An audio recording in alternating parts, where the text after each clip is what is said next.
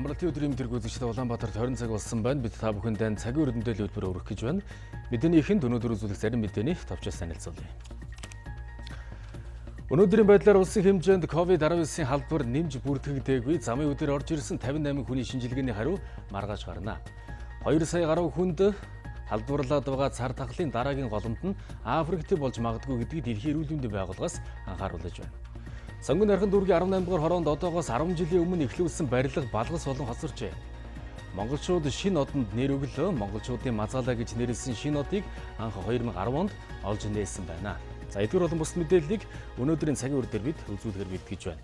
За тэгэхээр COVID-19 буюу коронавирусын цар тахал намжааг байгаа энэ цаг мөчид та бүхэн гэрээсээ гарахдаа заавал маскаа зүгээрэй гэдгийг өдөр бүр Монголын үндэсний олон нийтийн радио телевиз та бүхэндээ уриалж байгаа байлаа. За эхний мэдээг танилцуулъя. Өнөөдрийн байдлаар улсын хэмжээнд COVID-19-ийн батлагдсан тохиолдол нэмж бүртгэгдээгүй байна. Замын өдөр орж ирсэн 58 хүний шинжилгээний хариу маргааш гарна. Одоогоор халдвар төвчин судлалын үндэсний төвд 244 хүн ажиглалтанд байна. Халдвар төвчин судлалын үндэсний төвийн 2 лабораторид өчигдөр 82 хүнд шинжилгээ хийсэн байна. Дээрх шинжилгээнд коронавирус илрээгүй. 4 сарын 17-нд төсвүүдэд тусгаарлагдсан 2 хүний мөн Сэлэнгэ аймагт тусгаарлагдсан 1 хүний ажиглах байранд тусгаарлагдсан ажиглалтанд байгаа 62 хүний давтан шинжилгээ хийгдлээ. Мөн тандалтын зорилгоор буюу хяналтын зорилгоор энэ орон нутаг хотын эмнэлгүүдээс сонгож авсан сорьцонд бус хийлээ. Коронавирус илрээгүй. Өнөөдрийн байдлаар Хилийн чандад нийт 13 монгол хүн халдвар авч гэрээр эмчилгээ хийлгэж байгаа юм байна. Тэд бүгд гэртээ тусгаарлагдсан эрүүл мэндийн яамтай утсаар холбогдож байнга зөвлөгөө авч байгаа юм байна. Өнөөдрийн байдлаар улсын хэмжээнд тусгаарлах байранд 1451 хүн байна. Монгол улсад халдвар тархах эрсдэл, халдвар авсан хүмүүс хүндрэх эрсдэл зэргийг тооцоолж эмнэлгийн ор нээх төлөвлөгөөний дагуу үе шаттайгаар орд илгэж байна. Халдвар төвчин судлалын үндэсний төв, Цагийн төв эмнэлэг, асралт мед эмнэлгийн орууд бол ашиглагдж байгаа. Цаашдаа бид нар улсын 2 дугаар төв эмнэлэг, 3 дугаар төв эмнэлэг, 1 дугаар төв эмнэлэг зэрэг эмнэлгүүдээс ор ашиглах, анагаахын шинжилгээ ухааны үндэсний их сургуулийн шинэ орыг ашиглах гэх зэргээр дүүргийн эмнэлгүүдийн орыг хэрхэн ашиглах вэ гэсэн бүх тооцооллуудыг хийсэн. За мөн нийслэлийн хаан уул дүүрэгт баригдаж байгаа манай иргэдийн дунд 300 ортой төрх гэд нэрлэгдсэн байгаа. Энэ их хүүхдийн эрүүл мэндийн төвийг одоо ашиглахад бэлтгэд ажлыг бол хангаад явж байна. Энд бол 880 өрөө бол бэлэн байгаа. Гэрийн ажиглалтад байгаа иргэдэд өрх сум дүүргийн эрүүл мэндийн төвүүд хяналт тавин ажиллаж байгаа юм байна. Улаанбаатар хотод 1897 иргэн гэрийн тусгаарлалтад байна. Өчигдөр 721 иргэний гэрийн хяналтын хугацаа дуусжээ.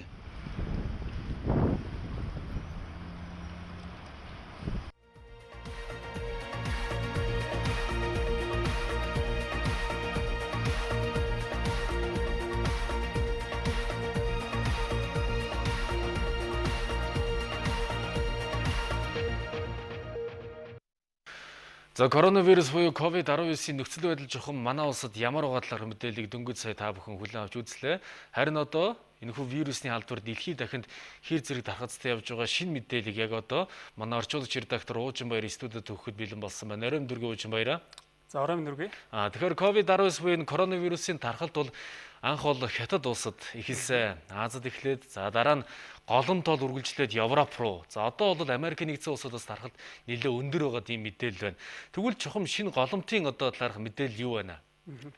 За тэгэхээр холбогдох байгууллагуудын зүгээс коронавирусын дараагийн шинэ голомт нь ямар бүс нутаг байж болох вэ гэдэг талаарх мэдээллийг бол гаргаж байна.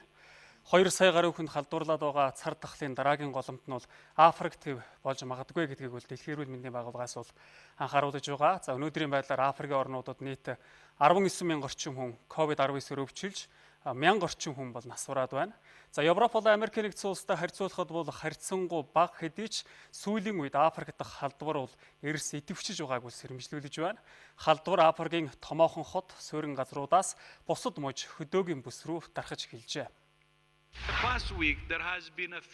Миний өсч өндөөсөн Африк ТВ-д өнгөрсөн 7 хоногт халдвар авгастын тоо 51%-аар өссөн бол нас оргистын тоо 60%-аар нэмэгдсэн байна. Африкийн орнуудад онцлогооны төхөөрөмж хангалтгүй байгаа төдийгүй халдвар болоод нас оролтын бодит тоо хавьгүй өндөр байх магадлалтай юм аа. За нэгдсэн үндэсний байгууллагын тооцоолоор Африкт коронавирусээр нас барагсдын тоо багадаан 300 мянгад хүрж болзошгүй байгаа. Үүнээс гадна цар тахал тус твийн 30 орчим сая иргэнийг ядууралд хүргэнэ гэж үзэж байна. За үүнээс чүүдэн Африкийн орнуудад яаралтай тусламж үзүүлэх асуудалд дэлхийн нийтийн анхаарлыг хандуулахыг бол олон улсын валютын сан болон дэлхийн банкнаас энэ баасан гарагт бол уриалга гаргалаа. За хятад улсад төдийгүй Аз төв коронавирусны анхны голомт болсон бол үүний дараа Европ тэгээд Америкийн нэгдсэн улс шинээр голомтоор нэрлэгдэж байна. За харин одоо бол дэлхийн хамгийн буурай төв Африк руу ийхүү чиглэж байгаамаа.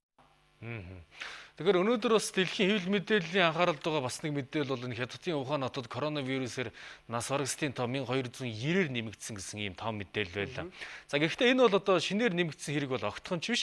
Өмнө нь тоонд ороогүй орхигдсон тохиолдол гэдгийг бас онцлох ёстой байхаа. За учир нь бол албаныхан гэртээ нас барсан болоод бусад тохиолдлыг албан ёсоор бүрдгээгүй байсан байна.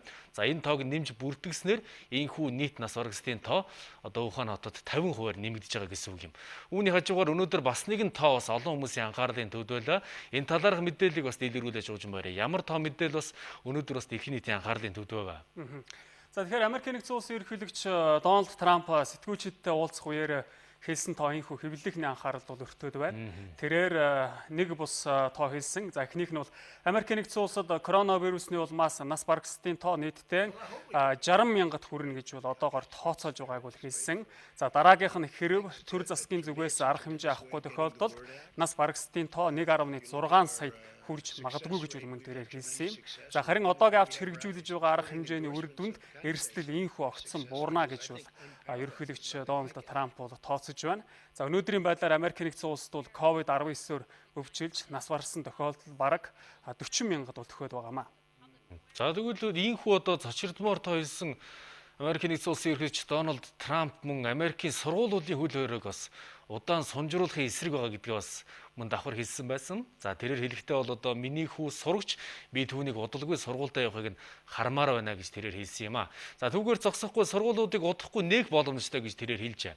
Америкийн ерөнхийлөгчийн энэхүү мэдээлэл нь зарим мужийн захирагчин гаргаад байгаа шийдвэртэй эрс зөрчилдөөд байгаа юм. За хэд хэдэн мужид энэ жилийн бүх улирлын хичээлийг цуцлаад байгаа. За харин одоо Америкийн нэгдсэн улсад ийм байгаа бол Аз төв тэр дундаа Японд одоо жоохон нөхцөл байдал ямар бодлоор мэдээлэл бас дэлгэрүүлэх болж байна. За өнгөрөгч баасан гарагт Токио хотод гэхэд 200 гаруй халдвар шинээр бүртгэгдэж нөхцөл байдал бол тун аюултай хэвээр байгааг ерөнхий сайд нь сэрэмжлүүлж байгаа. За Японы бүх нийтийн амралт энэ сарын сүүлээс бол 5 дугаар сарын ихэнх хүртэл үргэлжлэнэ. За энэхүү амралтын үеэр үл иргэдийг дотоод аялал хотоос хөдөөрөв чиглэсэн зорчих хөдөлгөөнөөс айл болохоор татгалзахыг ерөнхий сайд Абе Шинзо бол уриалж байна. За COVID-19 буюу коронавирустай холбоотой дэлхийд дахин дөрвж байгаа мэдээллийг та бүхэнд манай орчуулж редактор Уужин Баяр хүргэлээ. За баярлалаа Уужин Баяраа. Иргэн холбогдож бас мэдээллийн төгсөлд бас коронавирусээс гадна дэлхийн улс орнуудад жоохон бас ямар мэдээлэл анхааралтай байгаа мэдээллийг бас авах болно. За баярлалаа. За мэдээллийн цааш үргэлжлүүлье. Богд уул туулгын эргээр хүмүүсийн бөөгнөрл үүсч байна гэсэн мэдээллийн дагуу манай сурвалжлах хэсэг өнөөдөр богд ууланд ажилласан байгаа. Агаарт гарах нь дархлаагаа дэмжих нэг алхан мөн. За гэхдээ олноороо цуглахгүй бөөгнөрөхгүй байх зөвлөмжийг мэрэгжлийн байгууллагууд өгсөөр байгаа юм аа. Олон хүн цугларч байгаа газруудад мэрэгжлийн байгууллагаас байцаагч ажиллаж иргэдийг гэртээ харах зөвлөгөө өгч байна. Хүмүүсийг олноор цуглахаас өмнө өглөө эртлэн агаарт гарч алхах хэрэгэд цөөнгүй байна. Тэд зөвхөн 2-3 найзаараа нэгдэж алхан амны хаалтаа зүүж дасгал хөдөлгөөн хийж байна. Ууланд алхаснаар бол хүний хамгийн гол нь уушиг цэвэрлэгдэнэ. Тэгээ биеийн ерөнхийд тархлаа бас хэрэгжиждэг. Тэгээ бид нар бас ууланд гарахдаа замдаа ярилцсан хогоо түүгээд энэ бас нэг талаараа нурууны дасгал болж өгдөг л дээ бид. Яг ууланд бол хүмүүс алхачих байна л да. Гэхдээ бид нар бол бөөндөө ингээд шуугилдаад гэж яваад байдгүй. Өдөр бүр бэлтгэл сургуульд хийх тамирчид хорой тавигдсан энэ өдрүүдэд дэглэм алдагдаж байгаа учраас ууланд алхахыг илүүд үзэж байна. Тиймээс дэглэмээ баримталж 7 хоногтоо 2-3 удаа алхдаг гэж байна. Шгшааг маань ерөнхийдөө цуглалт авах болцсон учраас бид нэр уул руу алхах юм уу эсвэл кросс гүүх тиймэрхүү бэлтгэлүүд хийж байгаа. За ер нь бол группээр 2-2-3-3-аараа л гарч байна. Тэ. Нэг тийм олноороо цуглаад байгаа юм бол байхгүй. Ялангуяа бүгдээрээ ийшээ хэсгэн гэдэг нь хуваагдаад гарч байна. Одоо нөгөө шилмүс модны цэвэр агаар ч одоо бид амар хэрэгтэй байна шүү дээ. Тэгэхээр ер нь бол нэлээд сайн алхачиж цэвэр агаар сайн амсгална шүү дээ. Тэгэхээр ер нь аль болох ууланд гарч л цэвэр агаар авах гэж хичээж байна да ер нь. Бүх юм ингээ хорой хийчих юм бол бас ингээд бидний хувьд бол хэцүү байна. Ард түмний хувьд ч гэсэн бас хэцүү, залуучуудын хувьд ч гэсэн бас хэцүү байна. Тийм учраас бол уул руугаа бас алхахад бол энд бол нэг тийм нөгөө одоо нэг цаг юм уу 2 цаг алхачаад бусаад ингээ хүрээд ирж байгаа. Эрүүл хүнд дунджаар 1 цагт 500-аас 600 литр хүчил төрөгч хэрэгцээтэй байдаг. Харин дасгал хийх, биеийн хүчний ажил хийхэд хүчил төрөгчийн хэмжээ 40-с 50 дахин нэмэгддэг байна. Гэхдээ дасгал хөдөлгөөн хийхдээ олноор цуглахгүй, хоорондын зай хол байх хэрэгтэй гэдгийг сануулж байна. 2-оос 4 метрийн зайд хүмүүс бие биентэйгээ харьцах. Ийм одоо зөвлөгөө өгч байгаа. Тэгэхээр манай хүмүүс бол мэдээж хэрэг агаар салхинд бол гарахыг бид нар бол дэмжиж байгаа. Гэхдээ хүний бөөгнөрл үүсэхгүй, хоорондоо зайтай. Хүн хоорондын зай 2-оос 4 метр гэдэг энэ зөвлөмж бол үнэхээр ач холбогдолтой байна гэж үзэж байгаа. Ягаад гэвэл энэ шүлс, агаар, газар одоо бүх зүйл тийм ээ энэ одоо шал энэ бүх зүйлд бол 2-оос 4 метр, зарим үед бол 8 метр өсрөх хандлагатай байна. Халдвар хамгааллын дэглэмийг баримтлах нь өөрийгөө болон бусдын эрүүл мэндийг эрсдэлд оруулахаас бүрэн сэргийлж чадах юм. Тиймээс олноор цугласан газраар зорчихгүй байх, өөртөө байгаа боломжийг ашиглан дархлаагаа дэмжих хэрэгтэйг эрүүл мэндийн салбарынхан зөвлөж байна. Нийслэлийн засаг даргын захирамжаар хотын хэмжээнд зарим амралт, аялал жуулчлалын газар, йог, бэлдэржүүлэх төв, саун зэрэг газрын үйл ажиллагааг нээх шийдвэр гарсан. За гэхдээ COVID-19-ийн халдварын эрсдлээ сэргийлж, эрүүл мэндийн яам үүдээ нээх газруудад 5-аас 6 шаардлага тавьж ажиллах юм байна. Үзэгч та бэлдэржүүлэх төвд тавигдах шаардлагыг харж байна. 1.5 метрээс дээш зай тоног төхөөрөмжүүдэд байрлуулсан байх ёстой. Нэг дор 10-аас дээш хүнийг оруулахгүй. Мөн амны хаалтыг заавал зөвлөх шаардлага тавих ёстой. Үүнээс гадна цонхыг цаг тутамд 10-аас 15 минут нээж агаарын солилцоо хийх зэрэг шаардлага багтаж байна. Зүгээр ард иргэдийнхээ бас эрүүл мэнд эрүүлэх хувийг бодоод бид нар бас фитнес төвнийх саналыг бол манайхан бол эсэргүүцэхгүй дэмжижээ. Тэгэхээр тэндээ одоо харин одоо коронавирус сэргийлэх бүх боломж дарга хэмжээнд авах хэрэгтэй. Дотоод өөрийнх нь цэвэрлэгийн халдвар гүйтгэлийн ажлыг бол маш сайн хийх хэрэгтэй. Бэлдэржүүлэх төвүүдийг нээхдээ нэг дор 30-аас дээш хүн хүлээн авах хүчин чадалтайг нь ажилуулах юм байна. Гэхдээ нэг дор 10 хүнээс илүүг оруулахгүй шаардлагыг нийслэлээс тавина. Ийм төвд явах иргэд эрсдлээ сэргийлж зайнаас харилцах нь чухал гэдгийг судлаач хэлж байна.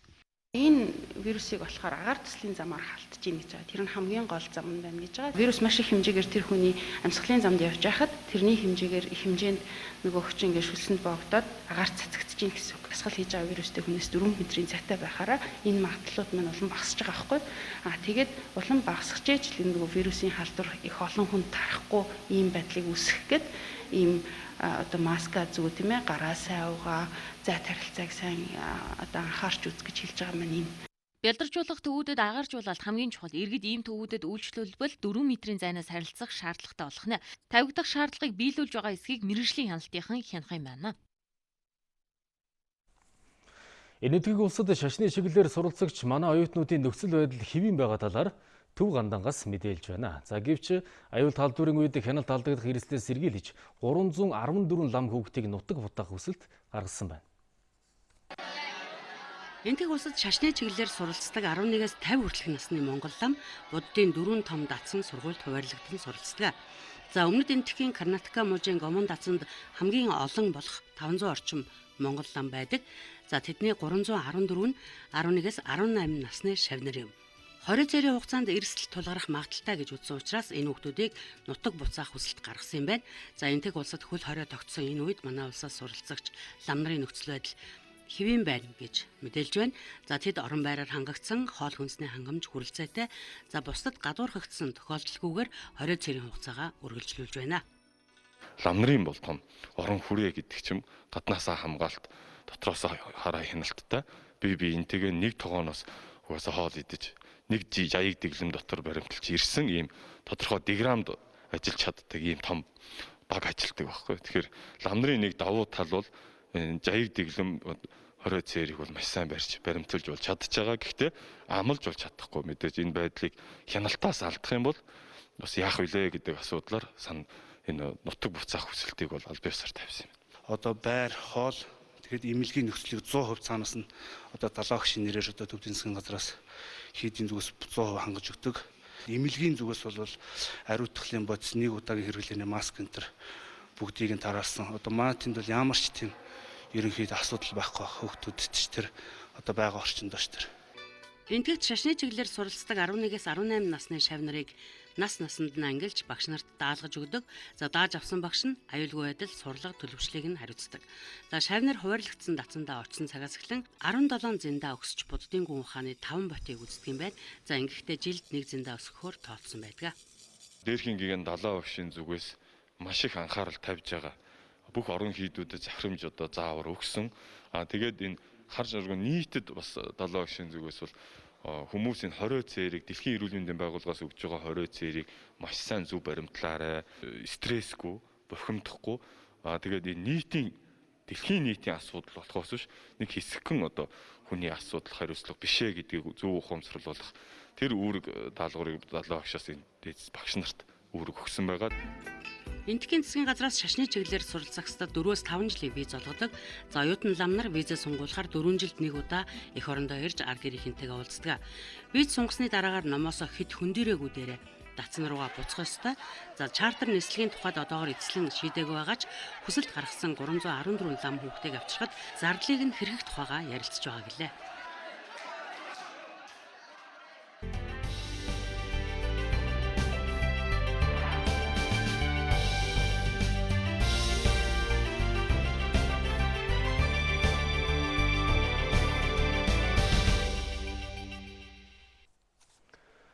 Цагийн хүрдийг сонгогдож байгаа үзэгчдэнд баярлалаа. Нийслэл хотын хэмжээнд дутуу бариад оргисон барилга барина гэж хашаалаад дотор нөх ухаад оргисон хашаа олон байна. Тийм газарт орон гэргүй иргэд суглаж харигтан согтуурах, хогийн цэг үүсгэх гэх мэт асуудлууд их гарч иргэдийн эрүүл, аюулгүй орчинд амьдрах эрх зөрчигдөж байна. Сонгон найрхан дүүргийн 18 дугаар хороонд одоогоос 10 жилийн өмнө эхлүүлсэн барилга балгас болон хоцорсныг таарж байна. Энэхүү 4 давхар балгас нь хогоор дүүрэн орон гэргүй иргэд ирж хоногддог, архитын согтуурч дотор нь бие засдаг, гал гаргадаг гэдгийг ойр орчмын байрнуудын оршин суугчид хэлж байна. Энэ баашингийн дотор тал бол 0 болсон.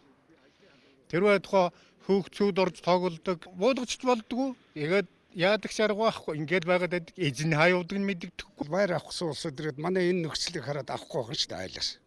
Яагаад гэвэл тэр энэ ч одоо ингээд дулаан болоод ирэх чинь үнэр танар гэдэг чинь нэг одоо манайхны цэвэрлэх байгууламжийн үнэр гэж ярьдаг тэрнээс илүү үнэртэй.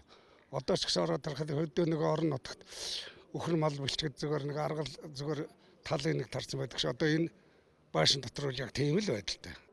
Тэмүүлэн Баатар гэх компани анх байруулж эхэлсэн энэ барилгыг хууль зөрчиж барьсан гэх шалтгаанаар 2012 онд захирамжийг нь цуцалж барилгын ажлыг зогсоосон. Үүнээс хойш бүтэн 8 жил иймэрхүү байдалтай байна. Оршин суугчдын зүгээс хороо дүүрэг цууц өмчлөгчдийн холбоондоо байн гомдол гаргадаг байна. Энд чинь хүн амны хэрэг гарсан. Тэгээ энийг бариулж байгаа хүн энийг одоо нураадаг юм уу? Ямар нэг ашигладаг юм 12 онд энийг зогсоо болиул гэсэн тийм юм гарсан гэсэн. Тэгээ дээд байгууллагууд энийг анхаарч үзээд одоо энийг нураагаад үгүй бол энийг одоо ашигладаг юм уу гүйцээгээд барих хэрэгтэй байна. Тэгэхгүй бол энэ чинь хог нь болоод дийлэгдэхэ байсан. Тэр архичин тамхичин хүмүүсүүд энэгээр дүүрэн байна шүү дээ. Тэр л ороод эндүү. Зөвхөн энэ хорооны хэмжээнд л гэхэд барилга барина гэж хашаалаад олон жил эзэнгүй орхисон ахиад 5 газар байдаг юм байна. Дээрх газрууд нь мөн л хогийн цэг нийтийн бие засах газар шиг л болсон байгаа гэдгийг иргэд хэлж байсан юм а. Дуусаагүй энэ мэт балгас болсон барилгууд гэлтгүүгээр хаврын улирал цас хайлгатай зэрэгцээд Улаанбаатар хотод гууж алга, хогоор дүүрч, гудамж талбайд өвөл тарьсан хог цасанд ороос гарч ирэн салхинд хийсгэнд ихсдэг үлээ. За энэ их хогийг тогтчил үйлчилгээний ажилтнууд дангаараа цэвэрлэж хүчрэхгүй. Баг хүн хүчээр цэвэрлэхэд цаг хугацааж хийсэн эх орн. За тиймээс элдв халдварын эрсдэл үүсгэхгүй хурдан цэвэрлэхийн тулд иргэдийн бүлгүүд ажиллаж байгааг манай сэтгүүлч Батбаяр сурвалжилсан байна. Сонгон найрхан дүүрэгт өнөөдөр ажиллаж байгаа энэ иргэдийн бүлэг 26 гишүүнтэй. Тэд өглөөнөөс үд хүртэл 300 м гаруй далангийн хогийг цэвэрлэж ачуулаад байсан юм а. Тогтсон ажилгүй иргэд энэ бүлэгт нэгдснээр хотод цэвэр цэмцгэр орчин бүрдүүлэхэд хувь нэмрээ оруулахаас гадна цагийн ажлаа 3400 төгрөгөөр үнэлүүлдэг. Өөрөөр хэлбэл эрэлт хэрэгцээ хоёрыг нэг цэгт туйсан гэсэн үг. Энэ тэндээс ирсэн иргэд тэгээ одоо тэгээ нэг бие бинийгээ зарим нь таньдаг байруудынхаа донд нөгөө төвлөрсөн хогийнхаа цэг байсан тэрийг авсан, эзэнгөө нэг зам талбай байсан тэрийг авсан, одоо энэ юу яасан төмрөө далан юуны буудлаа байна шүү дээ. Богоны буудал. Тэгээд тэрнийхийг аваад одоо ингээд далангийнхаа цэвэрлэгийг яхад одоо ерөнхийдөө 300 га метр газар цэвэрлж байна. Коронавирусын халдвараас урдчлан сэргийлэх ажлын хүрээнд сонгон хайрхан дүүргийн хэмжээнд иргэн бүрийн оролцоо цэвэр орчин аяныг зохион байгуулж байна. Аяны хүрээнд иргэдийн бүлгүүд гууж алга, болон тохоод хоримтлагдсан хогийг цэвэрлэж, байран дундах хогийн цэгүүдэд төвлөрсөн хогийг өдөрт нэг биш 2 удаа ачиж, иргэдэд хогоо ил задгаа хаяхгүй орчноо цэвэр байлгах уриалгыг хүргүүлж байгаа юм байна. Иргэдийн хандлагт жинийн сайнаар нөлөөлж байгаа гэлээ. Аян маань ихтэй 16 хоног. За 16 хоногийн хугацаанд бид нэр 8 хогийн цэгээс 330 гаруй одоо тонн хог хаягдлыг нарангийн төвлөрсөн хогийн цэгт хүргэж байна. Иргэд нэгэндээ шаардлага тавьдаг болж байна. За цэвэрхэн орчинд болоод ирэхээр иргэд бол хог хаягдлын ил задгаах нь бол багасж байгаа. Ийм үр дүнтэй манайх бол одоо 2 дахь удаагийнхаа их цэвэрлэгийг хийж байгаа. Хотын өнгөзөмжийг сайжруулж гудамж талбайг цэвэр цэмцгэр байлгах ажилд иргэдийн оролцоог ханган оролцуулах ажил нийслэлийн 9 дүүрэгт өрнөж байна. Үр дүнтэй энэ сайн санаачлагад 210 хүн ажиллаж байна. За тэгвэл Завхан аймгийн иргэд хог хаягдлан их усүр дээр нь ангилан ялгаж ихсэн тухай мэдээллийг манай сурвалжлагч оюун иргэд нь ирүүлж байна. Байгаль орчныг ихээр бохирдуулж ард иргэдийн эрүүл мэндэд сөргөөр нөлөөлж байгаа хог хаягдлыг бууруулах нэг арга бол их усүр дээр нь ангилан ялгах явдал юм.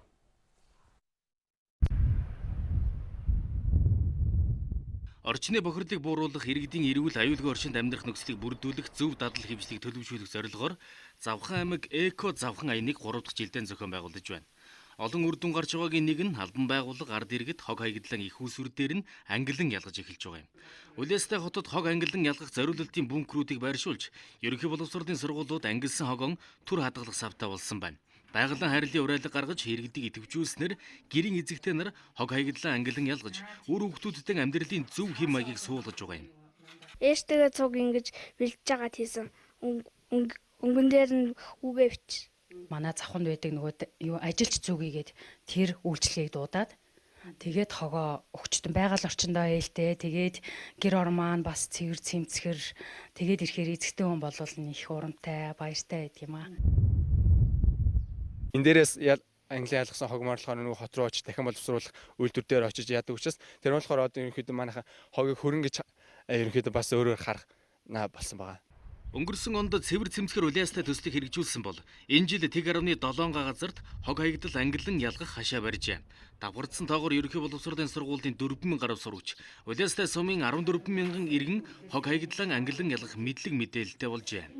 Хог хаягдлын төлөө санаа зовдөг хүмүүс нэгдээд за тэгээ улаастай сумын хог хаягдлыг бууруулах, ангилан ялгах чиглэлээр эхний 1 жил бол нөлөөллийн ажлыг хийж эхэлсэн. Яг энэ жилийн тухайд 2020 онд болохоор бид бүхэн айл өрхүүдэд чиглэсэн, эзэгтэй нар чиглэсэн үйл ажиллагааг одоо явуулж эхэлсэн.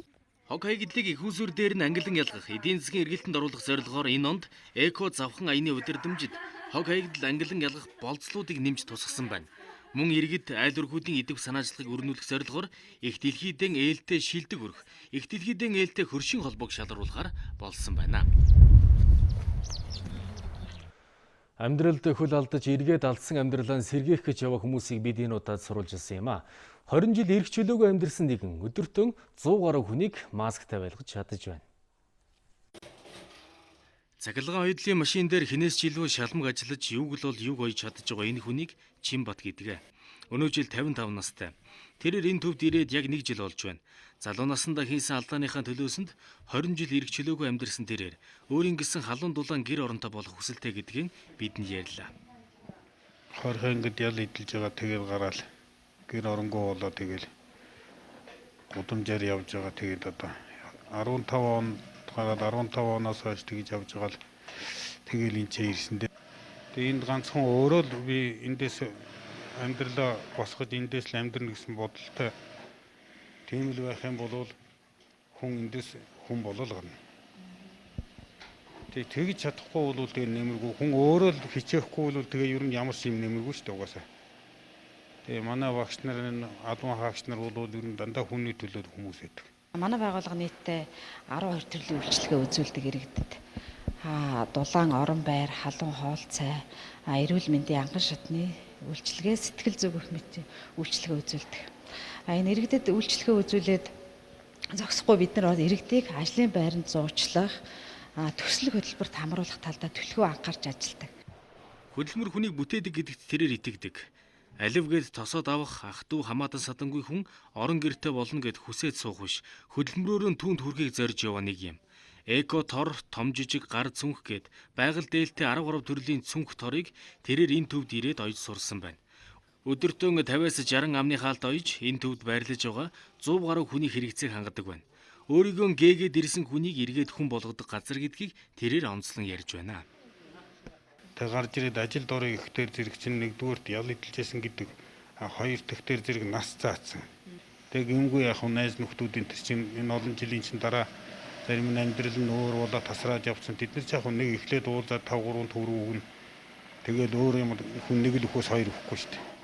Тэгээ нэг mëсэн хүнийг яг амьдралыг нь босгоод яг ингээд нэг mëсэн хүнийг хүн болгох газар үл энд л байгаа. Зорилт бүлгийн иргэдийг ажлын байраар одоо хангах багч гэсэн орлогыг нэмэгдүүлэх ингэж зарсан байгаа. Нийслэлийн нийгмийн хамгааллын тусгай энэ төвд өнөөдрийн байдлаар хот хөдөөгийн харьяалал харгалзахгүйгээр нийтдээ 100 гаруй хүн байрлаж байна. Гэр оронгүй тэнэмэлгэхээс илүүтэйгээр амьдралд хөл алдан архинаас хамааралтай болж гэр орноос нь дайдсан хүмүүс энэ төвд ирдэг байна. Засраад амьдралаа босгоод аваад явсан олон ч хүн байдаг гэдгийг тусгай төвийн дарга онцолсон юм а.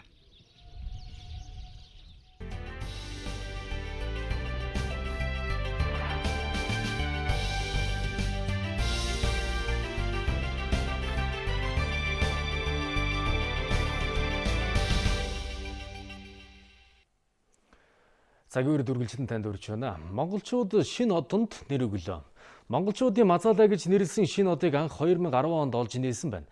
Мазалай од нь манай нарны аймгаас 874 гээлийн жилийн зайд орших нарнаас 1.1 дахин илүү маастай од юм байна. Мазалай од энгийн нүдэнд харагдахгүй. 7 бурхны шил дээр байрладаг. Бамрууш нэртэй нэг дагуул гарагтай. Энэ гариг дээр Цельсийн 5588 градус байдаг. За маасан хувьд нарнаас 1.1 дахин том. Нэг дагуул гарагтай. Дагуул гаригийн нэр нь бамрууш. Бамрууш гариг нь хийн төлөвтэй, хэмжээгээрээ бархас бат гарагтай төстэй. Амьдрал байх магадaltaй гариг юм а. Манай улс 3 жилийн өмнө сансарт Мазалай нэртэй хиймэл дагуул амжилттай хүргэж байсан бол одоо энэхүү бамрууш дагуултай Мазалай нэртэй одтой боллоо. Энийг бол тэр астрономийн холбоонд бид бол маш сайн дэлгэрүүлж тайлбарлаж явсан байгаа. Тийм учраас энэ нэр бол сонгогдсон байх гэж бид хэд бол таамаглаж байгаа. Олон улсын одон орон судлалын холбооноос гишүүн орнуудаа шинээр нээгдсэн зарим одонд нэр өгөх боломж олгодог юм байна. За нэр шалгаруулахад хуваарлагдсан шинэ гаригуудад нэр өгөхөөр 5 твийн 106 улс орн оролцжээ. Шинэ одонд нэр өгөх санал асуулгыг 6 сарын хугацаанд нийт 8,000 хүний саналыг авч тодруулсан байна. За нэр өгөх шалгаруулалтад Цадигт ертөнц, Чингис, Аминсүлд, Аригүн, Мазалай гэх нэр шалгарсан байна. Эдгээрээс байгаль цагуурын өөрчлөлт, экологийн тэнцвэрт байдал алдагдсантай холбоотойгоор тоололго нь багассан Мазалай баавгай нэрийг санал хураалтад оролцогчид дэмжижээ. За бидний одоо сайн мэдэх алтан гадсан од. За бидний сайн мэдэх 7 бурхан оддын орд. Тэгвэл манай шинээр нэр өгсөн од гариг маань хаана байрлаж байна вэ гэвэл бид нар энэ 7 бурхан одныхоо эндээс 2 дахин зайтай энэ газар бидний орчлонгийн удамд шүү дээ. Энэ долоо бидний нэр өгсөн Мазалай од түүний дагуул бамбарууш байрланаа. 2019 онд олон улсын одон орон судлалын холбооны 100 жилийн тохиосон. За энэ ойг тохиолдуулан ард иргэдийг сансар судлалын шинжилгээ ухаанд уриалгах зорилгоор нэр өгөх ажлыг явуулжээ. Орчлон ертөнц гэдэг чинь ямар өргөн уудам, тэнд хичнээн од тийм ээ галактик тэр цаашаа ямар олон гайхалтай үзэгдлүүд тэр орчлон ертөнцийн тухай энэ чиглэл рүү тэгэхээр танин мэдгүй энэ хязгааргүй ертөнцид Монголын залуучууд монголчууд ямар их өгөөгдөл оюун лэвлээ хүүхэд багчууд нь одоо тэр олон улсын тэмцээнүүдэд тэр танин мэдгүй нөгөө тогтоолтод нэрээр ямар амжилт гаргаж байна. Энэ чиглэлээр бид нэр хамтран судалгаа шинжилгээ хийгээд өөр хүүхдүүдийн ингэх юм бол энэ бид нарт асар их боломж ирээдүй биш үү? Хамгийн сонирхолтой нь монголчуудын Мазалай хэмээн нэрлсэн энэ од өрөнд орны домогт ихээхэн дурддагддаг од байж таарлаа. Тиймээс энгийнүүдэнд харагдахгүй алсын алсад байх хэдий ч тэр тусмаа бидний шүтдэг 7 бурхны ойролцоо бамрууштай мазалаагаар нэрлэгдсэн одтой болсон нь их бэлэгдэлтэй сайхан үйл явдал боллоо гэж эрдэмтэд үзэж байна. Учир нь өрн дахны домгийн сэтгэлгээгээр 7 бурхан нь том баавгаа од, за одоо харин энэ бамруушаа дагуулсан их баавгаан цаана бас манай мазалаа од бамруушуудад хориулаад оршихоллоо хэмээн Болдбаатар доктор хэллээ.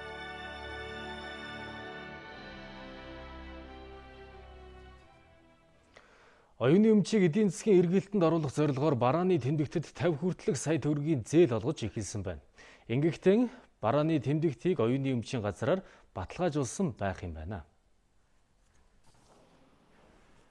Өмнө нь оюуны өмчийг эдийн засгийн эргэлтэнд оруулах зохицуулалт байдаггүй байсан.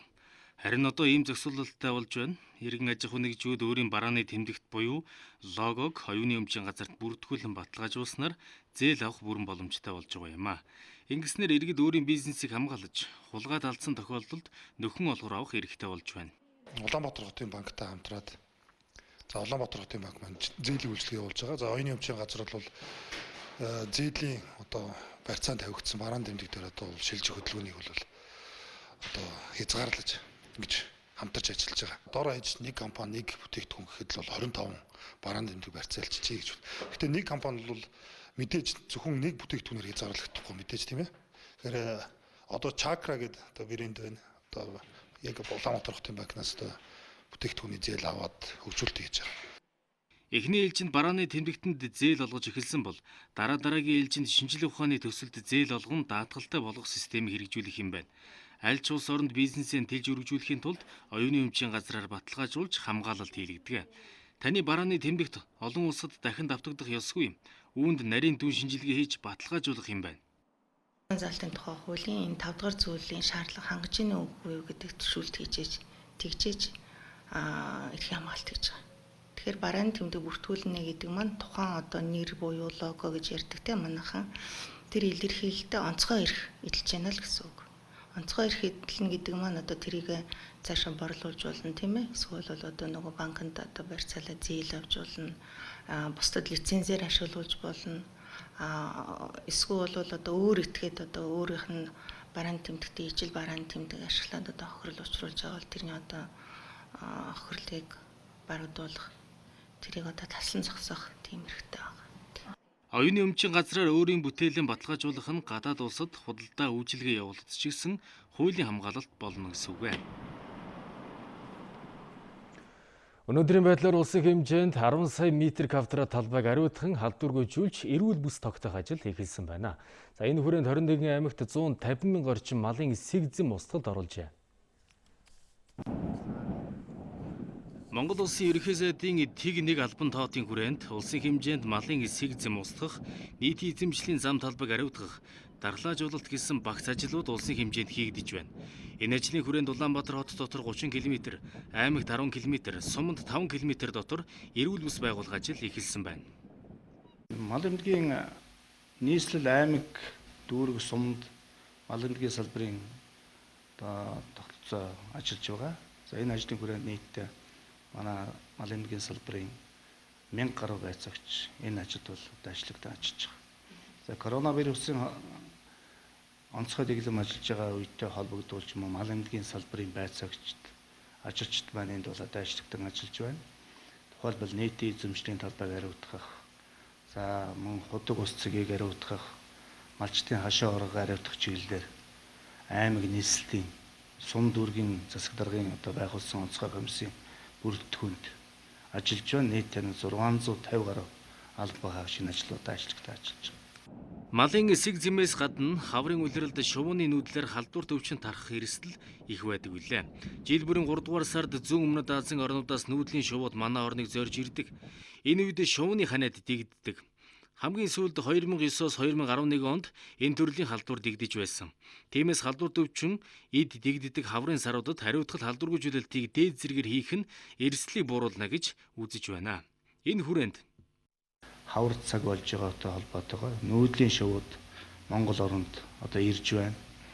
За мөн шувууны одоо төрлийн энэ ханиад бас Монгол оронд дийлгэж болцсохгүй гэсэн үүднээс бас нуур цөөрөн бүхий газруудад харуул хамгаалалт тавьж байнгын хяналтна гэж байлгаж ажиллаж байгаа. Мөн өгсөн шувууд, өгсөн амьтдаа бас ойртохгүй байх. Нэн дээр мал эмнэлгийн албан хаагчид мэдээлэх ийм арга хэмжээнүүдийг авах шаардлагатай гэсэн зөвлөмжийг бол өгч байгаа. Энэ жилийн хувьд зүй бусаар хорогдсон малын тоо 500 орчим мянга гэсэн статистик тоо байна. Малын сэгзэн устгалын ажил 21 аймаг сумдад үргэлжиж байна. Мал амьтны гаралтай бүтээгдэхүүнийг боловсруулалгүй шууд идэх хэвэл 40 төрлийн халдвар төвчин тусах магадлалтай гэдгийг мэрэгжлийнхэн анхааруулж байна. Хамгийн сүүлийн үеийн дэлхийн эрдэмтдийн гаргасан судалгаагаар л гэхэд шинэ төрлийн коронавирусын гол тээгч гэгдэж байгаа сарьсан баг байхад өөр олон төрлийн шинэ вирус байгааг зарласан юм а. Монголчууд тарваны элэг, адууны засаа, бугын цус зэргийг түүхийгээр нь хэрэглэх тохиолдол их байдаг. Ийм зуршил ямар хор хөнөөлтэй болохыг бид сурвалж яллаа. Баримт дурдвал 2019 оны 5 дугаар сард Баян-Улгийн аймагт тарваны элэг, бөөр, цөс түүхийгээр нь залгиж гэр бүлийн 2 иргэн амь насаа алдаж тэгээс 12 насны 4 хүүхэд өнчин хоцорч байсан гунигтай түүх бий. Мөн өнгөрсөн онд бугын цус уусан хүн цус харваж газар дээр нас барсан хэрэг гарсан. Яг ийм шалтгаанаар жилдээ 7-8 хүн амьтнаас халдвар төвчин авдаг байна. Ерөөсө бид сайн гэсэн юм л ангаах хонд бол ерөөсө тийм туршилт судалгаа хийгчгүй угаасаа энэ шинжлэх ухаан болоогүй энэ нэг бол ерөөсөө хязгаарч хүлээн зөвшөөрөхгүй. Хамгийн одоо наад захын халдвар гэхэд одоо мал амьтны түүхийд эрхтэн залгиснаар бол энэ паразитаар одоо шимэгч орхоо гэж ярьдаг шүү дээ. Энэ шимэгч орхоогоор өндөг авалтай байгаа үед нь бол одоо залгиж тухайн өвчнөр одоо халдварлах эрсдэлтэй байдаг. Тэр шимэгч л одоо орсон газраа өсч үржээд тэндээ одоо эмгэгүүл явдлаа болоод амь насанд хүрэх ийм өндөр эрсдэл байж идэг.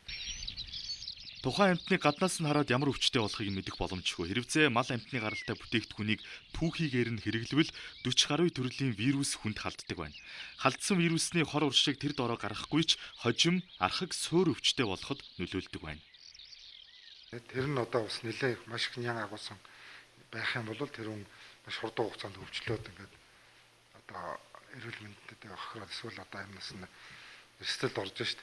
Мөн бага хэмжээгээр ч юм хэрэглээд нянгийн тэнд иргэсэнд нянгийн тооцоо байхад бол тэр хүнд өвчин үүсгчээд хадгалсан өвчний өөрөө дамжуулагч болоод биеэс рүүслэн суларсан, ядарсан, ачаадсан бусад одоо архаг өвчлөөс хэдэрсэн үед нөгөөх нь дагаад итвчээ гараад ирдэг.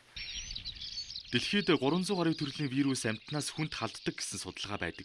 Таны бодлогогүй үйлдэл таныг болон эргэн тойрны хүмүүсийг тань эрсдэлд оруулж болзошгүй юм. Дэлхийд даяар цар тахлын хэмжээнд хүрсэн коронавирус нь амьтнаас хүнд халдсан байх магадлал хамгийн өндөр байна. Тиймээс ам дамжсан ярианд итгэж мал амьтны гаралтай бүтээгдэхүүн түүхийгээр нь хэрэглэж болохгүйг мэрэгжилтнүүд сануулж байна. Зөвлөгчтэй цагийн мэдээллийн хөтөлбөрөөр бид олон улсын мэдээлэлээр үргэлжлүүлэн та бүхэнд хүргэх гэж байна. Манай орчуулагч редактор Уужин Баяр студид ажиллаж байгаа. За бид мэдээний эхэнд COVID-19 буюу коронавирустай холбоотой мэдээллийг өгсөн бол яг одоо орчуулагч редактор Уужин Баяр дэлхийд дахинд өрнөж байгаа бусад мэдээллийн та мэдээллийг хүргэх гэж байна. Ямар шинэ мэдээлэл вэ Уужин Баяр? За тэгэхээр сансар судалтай холбоотой мэдээллийг юунд түрүүнд хүргэе. За NASA-гийн төлөвлөл Америкийн нутаг дэвсгэрээс сансрын нисгэгчтэй дахин хөөргөж эхлэх үйл явц эх сараас эхэлнэ гэдгийг мэдээлээд байна. За Америкийн нэгдсэн улсын сансрын нисгэгчид өнгөрсөн 10 орчим жилийн хугацаанд бол Оросын сансрын хөлөгөөр нислэг хийж байсан бол удахгүй инхүү өөрийн орны хөлөгөөр олон улсын сансрын станцыг зорих юм а. За Америкийн нэгдсэн улсын өмнө нь ашиглаж байсан сансрын хөлөгөө 2011 онд бол тэтгэврт гаргасан. Үүнээс хойш Америкийн сансрын нисгэгчид Казахстаны нутаг дэвсгэрээс Оросын сансрын хөлөгөөр нислэг хийж байсан юм а. Харин эх сарын 27-нд Америкийн Флорида мужийн сансрын төвөөс 2 ч сансрын нисгэгч бүхий хөлгүүл олон улсын сансрын станцыг зорихоор бэлтгэлэн базааж байна. Энэхүү шинэ сансрын хөлөг болон тус хөлгийг дэлхийн тойрог замд оруулах пүүжинг Америкийн SpaceX гэх хувийн компани бүтээгээд байгаамаа. Нислэг амжилттай болох юм бол SpaceX NASA-гийн нисгэгчдийг олон улсын сансрын станцад тээвэрлэн хүргэсэн Америкийн анхны хувийн компани болно. Алдарт Apollo хөөргсөн төвөөс Америкийн нисгэгчид дахин сансарт хөөрөхөөр байна. За нэмэлт мэдээллийг хүргэхэд өнөөдрийн байдлаар Америкийн 1 харин Оросын 2 сансрын нисгэгч олон улсын сансрын станц дээр ажиллаж байна. За Америкийн нэгдсэн улсын удирдагчид шинэ коронавирусны дархалтаас үүдэн хүнд байдалд ороод байгаа салбаруудын нэг нь хөдөө аж ахуй гэж үзэж байна. Үүнээс ч үүдэн хөдөө аж ахуйн салбарыг дэмжихэд 19 тэрбум Америк долларыг зарцуулна гэдгийг ерөнхийлөгч Дональд Трамп мэдэгдлээ. Энэхүү мөнгөний ихэнх нь шууд хэлбэрээр фермерчдийн гар дээр очих юм а. Фермерчид бол агуу хүмүүс. Хизэж гомдлож байгаагүй агуу Америкчууд. Тэд хийх ёстой ажлаа маш сайн хийж гүйцэтгсээр ирсэн юм. За газар тариалан мал аж ахуйн салбарын үйлдвэрлэгчдийн бүтээгдэхүүнийг худалдан авахд 16 тэрбум Америк долларыг зарцуулахаа ерөнхийлөгч Дональд Трамп хэлсэн байна. Үүн дотор махан бүтээгдэхүүн, цагаан эдээ болон хүнсний ногоо үр тариа багтаж байгаа юм. Америкийн хөдөө аж ахуйн хэлтсээс орон нутгийн болон бүсийн түгээлтийн компаниудтай хамтран ажиллах замаар сар болгон хөдөө аж ахуйн бүтээгдэхүүнийг худалдан авахар болсон байна. Олон улсын үйл явдлын зарим мэдээлэлээс хүргэлээ. За баярлалаа Ужин баяр. За Ужин баяр та бүхэнд олон улсын мэдээллийг хүргэлээ. Одоо харин бид цаг агарын аюултай үзэгдлээс сэрэмжлүүлэх мэдээллийг та бүхэнд хүргэх гэж байна. Маргааш өдөр Төв, Дунд говь, Дорн говийн нутаг, Өмнө говийн зүүн, Сэлэнг, Хиндийн өмнөд Сүхбаатарын баруун хэсгээр салхи секундэд 18-аас 20 м хүрч ширүүсгэр байна. Өнөө маргаашдаа нутгийн зүүн хагаст хурд тундас орж, говьд тал хээрийн нутгаар хүчтэй салхи салхилж, шарон болон цасан шуургаж урж хүүдэрхийг мэрэгжлийн байгууллагаас онцгойлон анхааруулж байна. 19-20-нд нутгийн зүүн хагаст, 21-нд зүүн аймагуудын нутгийн зарим газраар, 22-нд зүүн аймагуудын нутгийн зүүн хэсгээр цас орж, салхины хурд 18-аас 20 м/сек хүртэл ширүүсэж, цасан болоод шорон шуургаж урж, эрс хүүтрэх төлөвтэй байна. Нутгийн зүүн хагаст эрс хүүтэрж, хангай, хөвсгөл, хинтийн ууларх нутаг, хүрэн бэлчээр орчим, хараа, ерөө, туул, тэрэлж, хэрлэн, онон, улзах, халах голын хөндийгөр шөнөдөө 12-оос 17 градус, өдөртөө 1-ээс 6 градус хүрч хүүтэрнэ гэсэн мэдээллийг Улс цагийн орчны шинжилгээний газраас бидэнд илгээсэн юм а. Ингээд одоо та бүхэн нийт нутгаар цагаараа мэдээлэлдэн анхаарлаа хандуулно. Өлгөд шөнөдөө 5 градус хүүтэн өдөртөө 13 градус дулаан. Улаангом шөнөдөө 3 градус хүүтэн өдөртөө 10 градус дулаан байна. Ховдод шөнөдөө 3 градус хүүтэн өдөртөө 13 градус дулаан. Алтайд шөнөдөө 7 градус хүүтэн өдөртөө 6 градус дулаан. Улаастад шөнөдөө 7 градус хүүтэн өдөртөө 8 градус дулаан. Тосон цэнгэл шөнөдөө 11 градус хүүтэн өдөртөө 8 градус дулаан. Баянгор шөнөдөө 5 градус хүүтэн өдөртөө 9 градус дулаан. Мөрөнд шөнөдөө 7 градус хүүтэн өдөртөө 10 градус дулаан. Хатгалд шөнөдөө 12 градус хүүтэн өдөртөө 3 градус дулаан. Цэцэрлэгт шөнөдөө 6 градус хүүтэн өдөртөө 6 градус дулаан. Хар хооронд шөнөдөө 5 градус хүүтэн өдөртөө 5 градус дулаан. Арбахаар шөнөдөө 4 градус хүүтэн өдөртөө 5 градус дулаан. Булганд шөнөдөө 6 градус хүүтэн өдөртөө 6 градус дулаан. Архан хотод шөнөдөө 2 градус хүүтэн өдөртөө 5 градус дулаан. Эрдэнэт хотод шөнөдөө 5 градус хүүтэн өдөртөө 4 градус дулаан. Шавьрт шөнөдөө 2 градус хүүтэн өдөртөө 5 градус дулаан. Сүхбаатарт шөнөдөө 4 градус хүүтэн өдөртөө 4 градус дулаан. Зүүн хараад шөнөдөө 3 градус хүүтэн өдөртөө 4 градус дулаан байна. Зүүн модод шөнөдөө 6 градус хүүтэн өдөртөө 2 градус хүүтэн. Багнуурт шөнөдөө 6 градус хүүтэн өдөртөө 1 градус дулаан. Чингис хотод шөнөдөө 3 градус хүүтэн өдөртөө 8 градус дулаан. Барууртод шөнөдөө 1 градус орчим өдөртөө 9 градус дулаан. Чавбасанд шөнөдөө 1 градус хүүтэн өдөртөө 6 градус дулаан. Мандалговд шөнөдөө 3 градус хүүтэн өдөртөө 5 градус дулаан. Далан задгадад шөнөдөө 1 өдөртөө 8 градус дулаан. Хамбогдод шөнөдөө 3 өдөртөө 11 градус дулаан. Сайн шандад шөнөдөө 2 өдөртөө 10 градус дулаан. Замын өдөд шөнөдөө 3 өдөртөө 11 градус дулаан байх бол нийслэл Улаанбаатар хотод шөнөдөө 5 градус хүүтэн өдөртөө хур тундас орж 1 градус орчим байх нэ.